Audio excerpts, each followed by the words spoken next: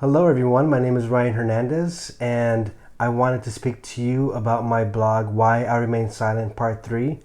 In the blog, I spoke about how I left the religious life, a religious community that I had been living in for almost 11 years, and there are things there which I felt were very cult-like instead of Christ-like.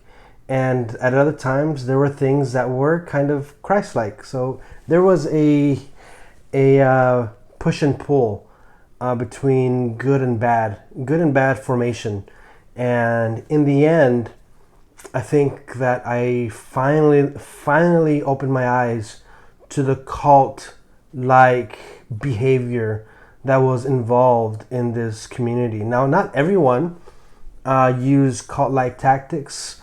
However, they were very much present in this community. So people ask me, was it a cult? And my answer is, it's complicated. like a relationship. You know, you see the relationship status. Some people say single. Some people say married, and others say, oh, it's complicated. So in this case, in this scenario, it was complicated because on one hand you have amazing people who join the religious life to do good things, to serve the Lord, serve the church, to educate themselves in theology, philosophy, in counseling. So you have good things, and then you have the other side, which was extreme everything, extreme penance, extreme paranoia, extreme what do you call it? Not the delicate conscience, but very scrupulous. And yes, they did teach amazing things. I'm still a very practicing Catholic. Not the best Catholic. I gotta go to confession. But we learned good things there. And the sad thing was that there were tactics that were used which weren't Christ like. And so in the blog, if you've read it, I'll leave a link in the description below. But in the blog, I write about the founder and how he's a great guy. His name is Father Bing. I think his intentions are pure. I think he has very good intentions. However, the delivery of the constant brainwashing, and I don't think he meant to do brainwashing, but like every homily, every talk, it was about, if we leave this place, God's not going to bless you. If you leave, you will be hexed, you'll be cursed. And I've said this before in my other blogs and podcasts, how those things were repeated over and over throughout the years. And so it was like hypnotic. And those things that were said to me stayed in my mind. So for members who are there at the moment under the guidance of Father Bing, Mother Agnes, or even Father Jose, yes, I think the intentions are pure, they have good intentions, but the delivery isn't Christ-like. So there is this pressure when I wanted to leave. I felt that it wasn't my call to be there, especially after a few years. I joined when I was 17. My mind is still forming, still developing. I'm not sure exactly what I want in my life. Very vulnerable. And then they recruited me. I joined, and I just took everything that happened. I just accepted it. This is they're holy people, and they know what they're doing.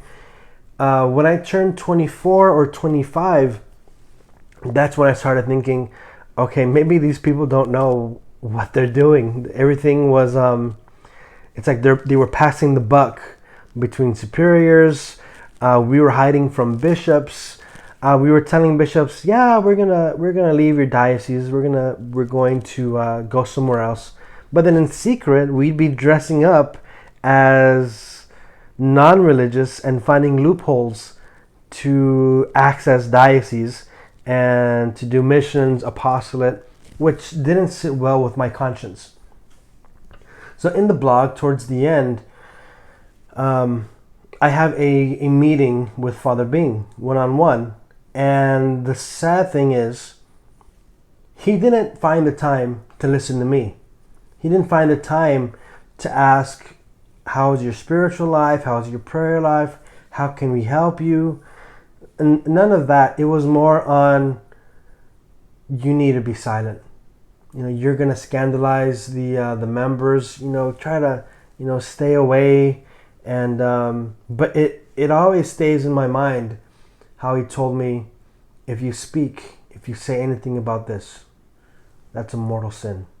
And in Tagalog, he said, Taglish, he said, mortal sin yan. Don't forget, gossip, mortal sin. So a mortal sin, for non-Catholics who might be listening, a mortal sin is considered to be a big sin. A sin that divides the soul from union with God. And so in my mind, I was still kind of, I would say, prisoner to that way of thinking, that I couldn't think for myself. And then so later on, I lived in this fear that, if I talk about it, even if I go to therapy, I can't talk about this because it's a sin. It's not just a little sin, it's a big sin. It's a mortal sin, deadly. But then I started to realize that they had wired my mind so much that everything that I did in life was negative. Everything that I touched, every project that I started wasn't going to be blessed by God because I wasn't in that community, which, like in cults, they make you feel that if you leave, you must be shunned, you must be humiliated, and that's not really the Christ-like characteristic. I think to be Christ-like, there has to be charity, there has to be kindness, there has to be understanding. Instead, the treatment that Father Bing and the other superiors there gave us was shaming. In the homilies, in the talks, the narrative is that you're not going to be blessed. And so when I was still in the community and I was looking at other members, I was thinking to myself, oh Lord, poor people, they're not going to be blessed by God. God's not going to love them anymore. And that's how extreme the brainwashing was. So I'm doing these blogs, these podcasts, and now this YouTube because I want to get the message across that many times victims are told to keep quiet, to don't share their story. However, it's your story. It's your life. It's your experience. And no one should tell you need to be quiet about this. Absolutely nobody.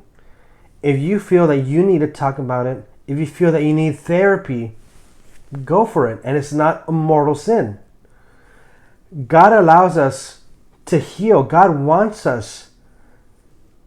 God wants us. And the way I was taught was God's not going to use you anymore because you're not with the community.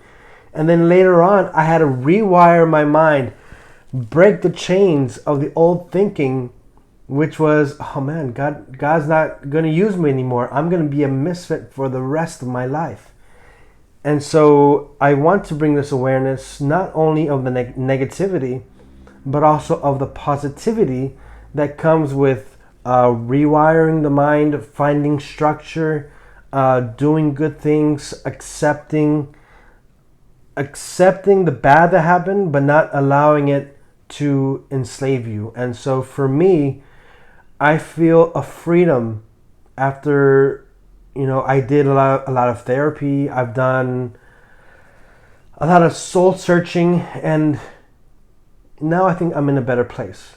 And I hope that you, the listener, that I hope everything goes well for you. And I'm still new at this YouTube channel, but wish me luck, and thank you so much for listening.